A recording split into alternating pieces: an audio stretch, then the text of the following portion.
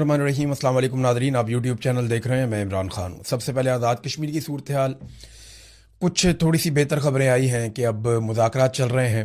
गो के Pakistan peoples party के लोग गए मुज़ाकरात करने के लिए, और इसका एक रीज़न भी है कि पाकिस्तान पीपल्स पार्टी को आज़ाद कश्मीर में मुमकिन तौर पर हुकूमत बनाकर दी जाएगी। आज़ाद कश्मीर के लोगों ने बड़ी लंबी एक स्ट्रगल की है। 40 दिन तक उन्होंने वहाँ पे धरना दिया, उन्होंने एहतजाज किया, बहुत सारी लाशें गिरी। इस बीच में सिविलियंस जो हैं वो बड़ी तादाद में शहीद हो गए, कुछ पुलिस एहलकार भी शहीद हुए, सिक्योरिटी फोर्सेस के लोग, और झड़पें होती रहीं। एक दिन पहले जो लड़ाई हुई वो बड़ी खौफनाक थी। उसमें इतला आई कि उस लड़ाई में 8 के करीब कश्मीरी नौजवान शहीद हुए, जबकि 3 पुलिस एहलकारों का या सिक्योरिटी एहलकारों के बारे में कहा जाता है उनकी भी शहादत हुई है। और लोगों ने दोनों तरफ से दरख्त काट के फेंक दिए थे और बड़ी सिचुएशन क्रिएट हो गई थी। और उसके बाद फिर मुज़ाकरात का दोबारा फैसला किया गया। तो अब जॉइंट अवामी एक्शन कमेटी के लोग मुख्तलिफ जगहों पर धरने देकर बैठे हुए हैं और वो अपना एहतजाज कर रहे हैं। बिलावल मुजफ्फराबाद पहुंचे, और बिलावल को क्योंकि आज़ाद कश्मीर में हुकूमत बनाकर देनी है तो बिलावल को थोड़ा सा मार्जिन दिया जाएगा कि वो मुज़ाकरात करवाएं, और जितनी कोई क्रेडिबिलिटी बनती है किसी पॉलिटिकल पार्टी की तो वो बिलावल को कोशिश करेंगे उसको लॉन्च करें और कश्मीर के अंदर थोड़ी सी पीपल्स पार्टी के लिए फ़िज़ा बनाई जाए। इससे पहले भी पीपल्स पार्टी को ही आज़ाद कश्मीर में हुकूमत बनाकर दी गई थी, और पीपल्स पार्टी का ही फैसल राठौर वहाँ पे वज़ीर आज़म था, तमाम फैसले उसने ही किए थे। लेकिन अच्छी बात यह है कि चीज़ें ऐसा लगता है कि अब अंजाम की तरफ जा रही हैं, और आज़ाद कश्मीर के लोगों को उनके मुतालबात तस्लीम होने की सूरत में इस मुसीबत से निजात मिल जाएगी। मैं बार बार ये कह रहा था कि इस नफ़रत को फैलाने की बजाय मामले को बातचीत से हल करना चाहिए, तो बातचीत शुरू हो गई है। अब इसमें जो जॉइंट अवामी एक्शन कमेटी है उन्होंने फील्ड मार्शल आसिम मुनीर का भी नाम लिया है। पहले देख लेते हैं कि उन्होंने क्या कहा। उनका जो बयान है वो मैं आपके सामने रख देता हूँ। जॉइंट अवामी एक्शन कमेटी ने कहा कि तवील मुज़ाकरात के बाद क़यादत की जानिब से लॉन्ग मार्च को आलमी तौर पर मुलतवी करने का बाज़ाब्ता ऐलान कर दिया गया है। हुकूमत को मुतालबात पर अमल दरामद के लिए 21 जुलाई तक की मोहलत दे दी गई है। यानी आज जब आप ये वीडियो सुन रहे हैं तो 16 जुलाई है, अभी 5 दिन मजीद बाकी हैं, तो 21 जुलाई तक की मोहलत दी गई है। अगर मुकर्ररा मुद्दत तक वादे पूरे ना किए गए या मुतालबात मंजूर ना हुए तो 22 जुलाई से दोबारा लॉन्ग मार्च का आगाज़ किया जाएगा। वादे रहे कि लॉन्ग मार्च मुलतवी हुआ है, कॉल ऑफ नहीं किया गया। तमाम जारी जो धरने हैं वो हस्बे साबिक बरकरार रहेंगे और अवामी जदोजहद जारी रहेगी। ये फैसला तहरीक के इख्तिताम का नहीं बल्कि मुज़ाकरात को एक मौका देने का फैसला है। अब निगाहें हुकूमत के अमली इक़दामात पर हैं। अगर वादे पूरे हुए तो ये अवामी जद्दोजहद की कामयाबी होगी, और अगर वादा खिलाफी की गई तो 22 जुलाई को अवाम दोबारा अपने आइनी और पुरअमन हक के लिए मैदान में होंगे। अल्लाह ताला हक और इंसाफ पर मबनी फैसला नसीब फरमाए। मामला यह है कि अब कुछ चीज़ें तय होने की तरफ जा रही हैं। उसका रीज़न ये है, ना तो आज़ाद कश्मीर के अवाम पीछे हटते हैं और ना इस्टेब्लिशमेंट अपने मौक़िफ़ से पीछे हट रही थी। मसला ज़्यादा आकर फंसा हुआ था 12 नशिस्तों पर। तो वो जो 12 नशिस्तें हैं वो गले की हड्डी बनी हुई है। एस्टेब्लिशमेंट को ये पता है कि इन 12 नशिस्तों के ज़रिए से ही बड़े आराम से आज़ाद कश्मीर में हुकूमत बनाई जा सकती है। अब क्योंकि पाकिस्तान तहरीक इंसाफ भी इलेक्शन से बाहर चली गई है और कलअदम होने के बाद जॉइंट अवामी एक्शन कमेटी भी इलेक्शन नहीं लड़ सकती, तो ये सिचुएशन अब एस्टेब्लिशमेंट के लिए उतनी बुरी नहीं है। धांधली वादली करके पीपल्स पार्टी को हुकूमत बनाकर दी जा सकती है। अब इसमें एक और जो डेवलपमेंट है वो मैं आपके सामने रखता हूं, जिसमें जॉइंट अवामी एक्शन कमेटी ने कहा कि उन्होंने फील्ड मार्शल आसिम मुनीर को मौजूदा हालात के तनाजुर में 13 जुलाई को एक ख़त लिखा था, और 14 जुलाई 2026 को उनको वो ख़त मिला था, और तमाम हालात उन्हें बताए गए थे आसिम मुनीर साहब को। और उन्होंने फौरी तौर पे जनाब सैयद कमर रज़ा साहब, चेयरमैन ओवरसीज पाकिस्तानी फाउंडेशन को अपना नुमाइंदा मुकर्रर करते हुए जम्मू कश्मीर जॉइंट अवामी एक्शन कमेटी की तरफ भेजा। अब वो कहते हैं जनाब के जो मुज़ाकरात हैं वो 15 जुलाई को हुए, यानी कल के दिन में मुज़ाकरात हुए, और उन्होंने अपने मुतालबात सामने रखे और उनके ऊपर बड़ी डिटेल बातचीत हुई। अब जो कमर रज़ा साहब हैं, उन्होंने जो ओवरसीज़ फाउंडेशन के सरबराह हैं, उन्होंने कहा जी कि लॉन्ग मार्च आप रोक लें, और इस बात की उन्होंने यकीन दहानी करवाई कि तमाम मसाइल बातचीत के जरिए हल किए जाएंगे। तो अब 5 दिन का टाइम रख दिया गया है, धरने जारी रहेंगे, लॉन्ग मार्च नहीं किया जाएगा। ये है जनाब मामला। तो पीपल्स पार्टी भी इसमें आ गई, फील्ड मार्शल आसिम मुनीर का नाम भी इसके अंदर आ गया है। तो अब अंदर क्या चल रहा है वो मैं आपको बता देता हूं। मेरी वहां पे जो मकामी सहाफ़ी हैं या जो ये जॉइंट अवामी एक्शन कमेटी के लोग हैं, जो लोग धरने में मौजूद हैं, उन लोगों के ज़रिए से जो मेरे पास इंफॉर्मेशन पहुंची वो क्या है, ये अभी तक बता है कि 12 नशस्तें जो मुहाजिरीन वाली हैं वो ख़त्म कर दी जाएं, या कम से कम उनका ये इख्तियार ख़त्म कर दिया जाए कि वो आज़ाद कश्मीर में हुकूमत बनाएं या आज़ाद कश्मीर में हुकूमत गिराएं। तो कम से कम ये तो किया जाए। अब 6 नशस्तों को ख़त्म करने का मुतालबा तस्लीम कर लिया गया है। ये कहा गया कि 6 सीटें हम फौरी तौर पे ख़त्म कर देते हैं। हालांकि जो सुप्रीम कोर्ट है कश्मीर का वो ये फैसला दे चुका है कि ये जो सीटें ख़त्म होंगी ये 2/3 अक्सरियत के साथ ही होंगी, ये उसके बगैर नहीं होंगी। लेकिन मैं आपको बताता हूँ ना, एस्टेब्लिशमेंट की जिद होती है सारी, और कोई चक्कर नहीं होता। जब वो चाहेंगे तो वो हो भी जाएगा, वैसे भी हो जाएगा। तो 6 नशस्तें वो कहते हैं जी ख़त्म कर दी जाएंगी। 6 नशस्तों का फैसला इलेक्शन के फौरन बाद हो जाएगा। और ये भी बात की जा रही है कि ये 6 नशस्तों का आने वाली हुकूमत में वोट होगा या नहीं होगा। यानी वज़रा आप इनको बना दें लेकिन आप इनको वोट का हक ना दें। वज़ीर आज़म बनाने में या गिराने में आप इसको वोट का हक ना दें। अब यहाँ पे मामला फंसा हुआ है, बातचीत हो रही है, देखें नतीजा क्या निकलता है। एक और चीज़ जो बड़ी इंपॉर्टेंट है वो ये है कि कलदम का जो टैग लग गया जॉइंट अवामी एक्शन कमेटी के ऊपर, वो टैग ख़त्म किया जाए। जो लोग गिरफ्तार हुए हैं उनको फौरी तौर पर रिहा किया जाए, और जो संगीन नौयत के मुकदमात बनाए गए हैं जॉइंट अवामी एक्शन कमेटी के लोगों पर, वो मुकदमात भी ख़त्म करवाए जाएं। तो अगर ये चीज़ें हो जाती हैं तो मामला हल हो जाएगा। मामला बातचीत से ही हल होना चाहिए। आप जितनी मर्जी लड़ाई करें, अपनी आवाम से लड़ना कोई दानिशमंदी नहीं होती। बातचीत करें, मामले को हल करें, लोगों को उनके घरों में भेजें, कारोबारी ज़िंदगी जो है मामूल के मुताबिक लाएं। अब जॉइंट अवामी एक्शन कमेटी की एक रिस्पॉन्सिबिलिटी है मेरी नज़र में। मुझे नहीं लगता कि मुझे आइडिया नहीं है कि वो क्या करेंगे इसके बारे में, लेकिन मेरी नज़र में उन्हें एक डिमांड रखनी चाहिए कि इलेक्शन को थोड़ा सा डिले करें, थोड़ा सा इलेक्शन को आगे ले जाएं, और वो अपनी जमात को बाकायदा एक पॉलिटिकल पार्टी के तौर पे इन इंतखाबात में उतारें। जितनी जॉइंट अवामी एक्शन कमेटी की इस वक्त मकबूलियत है, जितने वो ताकतवर हैं आज़ाद कश्मीर में, उन्हें शिकस्त देना बाकी पॉलिटिकल पार्टीज के लिए शायद मुमकिन नहीं होगा।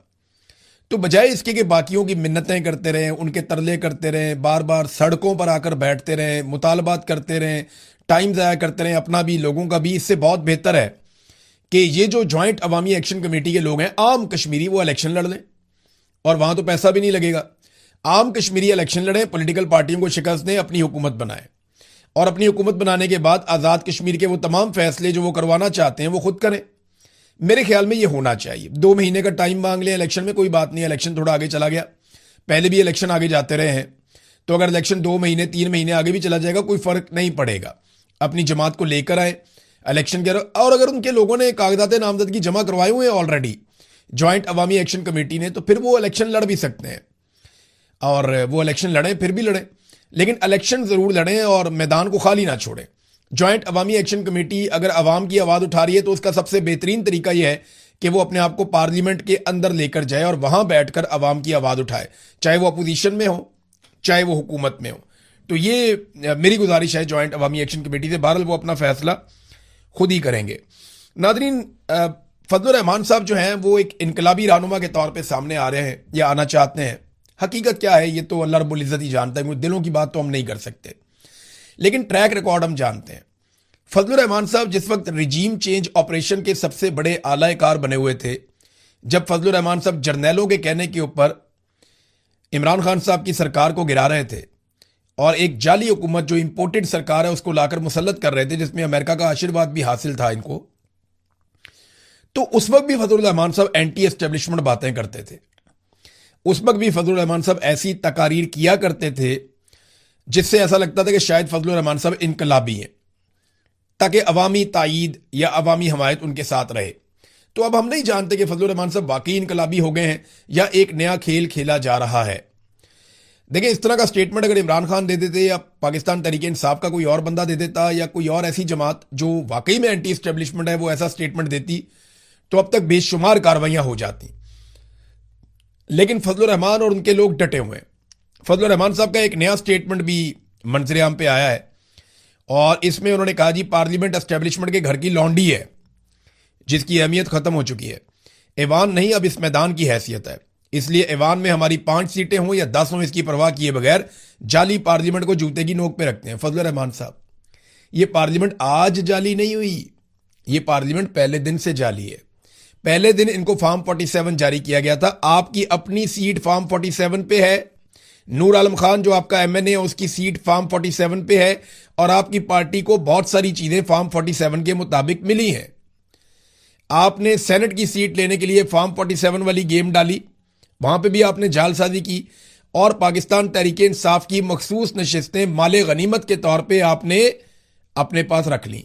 उस वक्त आपको जमहूरियत याद नहीं आई, जिस वक्त आप जर्नैलों के साथ मिलकर रजीम चेंज ऑपरेशन कर रहे थे। यानी जनरल बाजवा के साथ बैठकर आप इमरान खान की हुकूमत गिराएं तो वो जमहूरियत है, लेकिन आज आपके खिलाफ कोई बात करे तो वो जमहूरियत नहीं। ये सारी कहानी है। मुझे लगता है कि एस्टेब्लिशमेंट फजलुर रहमान साहब को शायद लॉन्च कर रही है, मुझे ऐसा लगता है।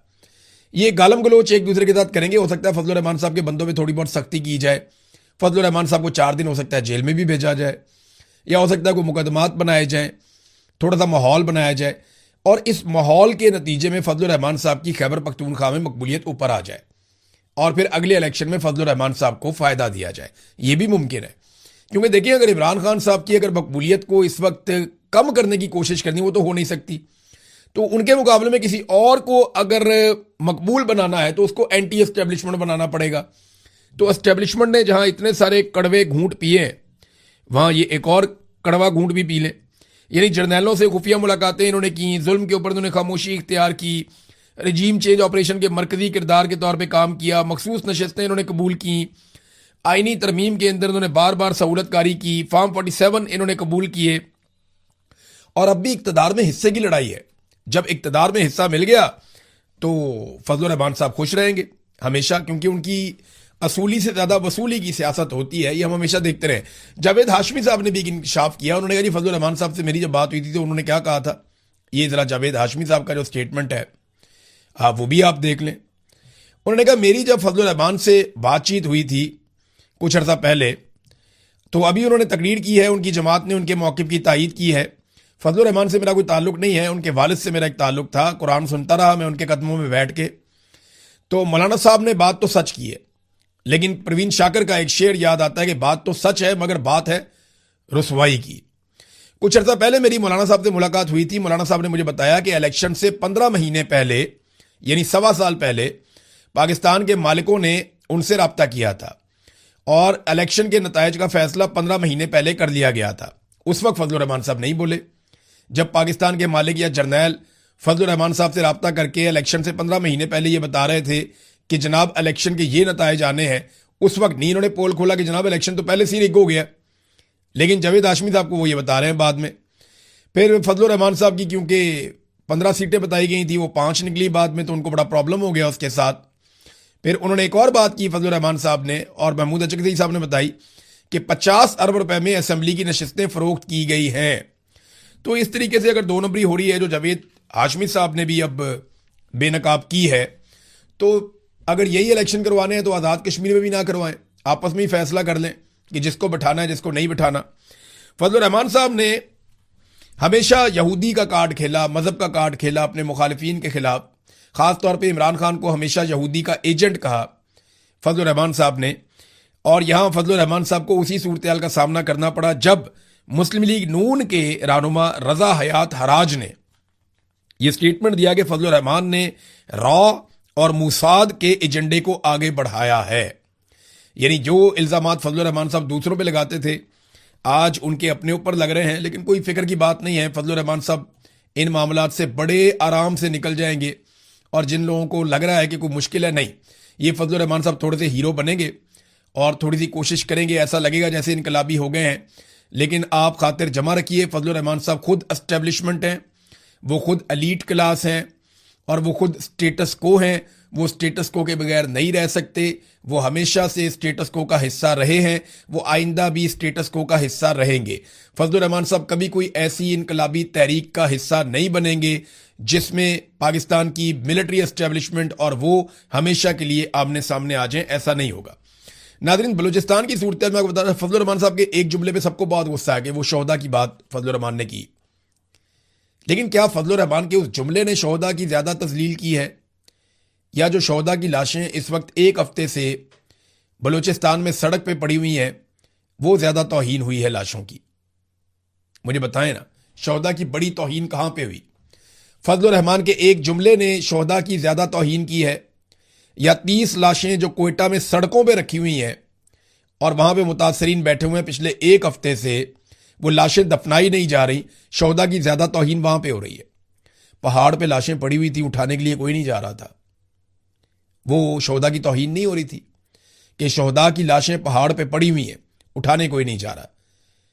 फिर लोगों ने किराया करके वहां से ट्रक और पिकअप्स ये हासिल की, मजदूरों को लेकर गए, वहां से लाशें उठाकर अपनी मदद आपके तहत लेकर आए। वो शोहदा की तौहीन नहीं थी? तो बलूचिस्तान के शोहदा के बारे में कोई बात क्यों नहीं करता? जो लोग रोजाना प्राइम टाइम के अंदर कई कई प्रोग्राम कर रहे हैं फजलुर रहमान साहब के बारे में कि उन्होंने एक जुमला बोल दिया, वो लोग बलूचिस्तान में पड़ी हुई लाशों पे बात क्यों नहीं कर रहे? फजलुर रहमान को बाद में हीरो बना लेना भाई, वो जो कौम के हीरो जिनको दफन होना है उनकी पहले बात कर लो थोड़ी सी, कि उनकी लाशें पड़ी हुई हैं सड़कों के ऊपर, उनके बारे में बात ही कोई नहीं करता और बात करने को तैयार भी कोई नहीं है। अब ये बीबीसी की खबर के मुताबिक बलूचिस्तान हरनाई से 4 सिक्योरिटी एहलकारों की मजीद लाशें बरामद हो गई। लगता है लाशें उठाएंगे हम बलूचिस्तान में, कितनी तकलीफ दे बात है। ये 4 सिक्योरिटी एहलकार हैं जिनकी लाशें मजीद बरामद हो गई हैं और उनकी पहचान भी हो गई है।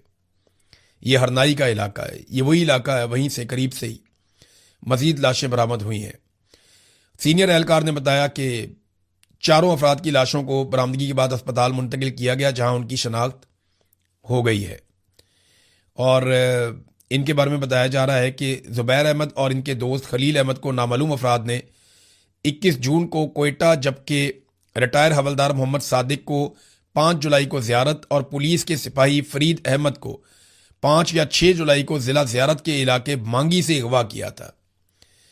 और यह भी बताया गया कि इन अफराद को नामालूम मुसल्ला अफराद ने चंद रोज़ कबल हलाक करने के बाद उनकी लाशें ज़िला कोयटा से मुतसल हरनाई के इलाके शौबान में फेंक दी थीं और यहीं पे पुलिस वालों को भी शहीद किया गया था, यहाँ करीब ही।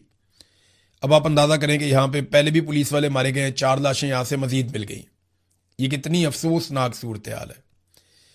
यानी कोई पूछने वाला नहीं है, जब दिल करता है सिक्योरिटी फोर्सेस के लोगों को उठा लेते हैं, उठाकर कत्ल कर देते हैं।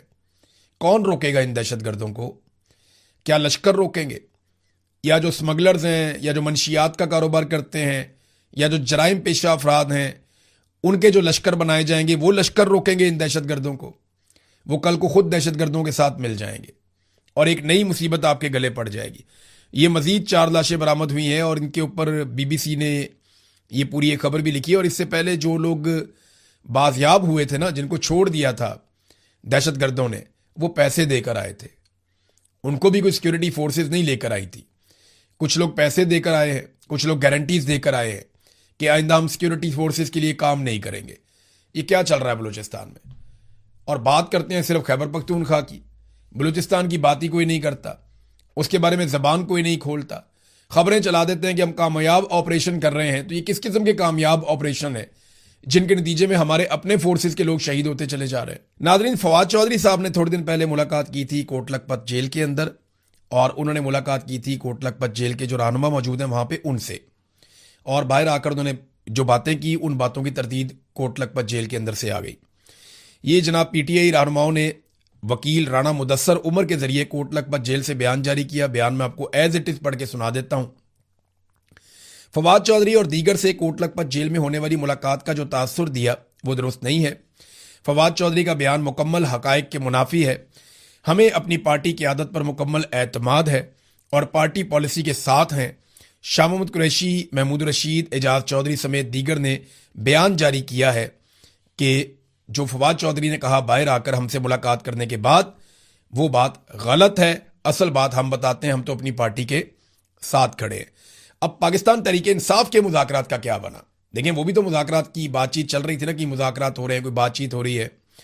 तो उसमें पीटीआई का एक इजलास हुआ, उसमें एक अंदरूनी कहानी आई है और उसमें यह पता चला है कि जो बैकडोर चैनल राब्ते या मुज़ाकरात या कोई भी चीज़ अगर क्लेम की जा रही थी कि हो रही है, तो पीटीआई की क़यादत ने बताया जी ऐसा कुछ भी नहीं हो रहा, हमारी किसी से किसी किस्म का कोई मुस्बत इशारा नहीं मिला, हमारी कोई बातचीत इस वक्त नहीं चल रही। और एहतजाजी हिकमत अमली पे अब गौर किया जाएगा। फैसला किया गया है कि आइंदा लायामल सियासी कमेटी में भी ज़ेर गौर आएगा, जबकि 5 अगस्त के बाद एहतजाजी तहरीक शुरू करने की तजवीज़ पर इत्तफाक किया गया। देखिए, तो 5 अगस्त का ऐसा दिन था कि इससे पहले अगर ये 1.5-2 महीने तैयारी करते तो 5 अगस्त से एक बड़ी तहरीक शुरू कर सकते थे, क्योंकि उस दिन इमरान खान साहब को 3 साल मुकम्मल हो रहे हैं कैद तन्हाई में जेल में पड़े हुए। लेकिन और 3 साल से लोगों ने उन्हें देखा भी नहीं, उनकी तस्वीर नहीं आने दी, उनकी ऑडियो नहीं आने दी। और ये पाकिस्तान की तारीख में पहली मर्तबा किसी लीडर के साथ हुआ है कि ना लोगों ने उसको देखा, ना लोगों ने उसको सुना, लेकिन लोग आज भी बड़े पैमाने पर अपने उसी लीडर को फॉलो करते हैं। तो 5 अगस्त भी इन्होंने गुजार दी, इसके बाद जो अगला टर्न्योवर वो भी ये गुजार देंगे। टाइम तो गुजारने में मास्टर है, पॉलिटिकल पार्टीज हैं, लेकिन अलीमा खानम एक जिद्दोजहद कर रही हैं। देखते हैं कि उनकी जिद्दोजहद कहाँ तक पहुँचती है। बहरहाल इस वीलॉग में अब तक के लिए इतनी। अपना ख्याल रखिएगा, अपने इस चैनल का भी। अल्लाह हाफ़िज़।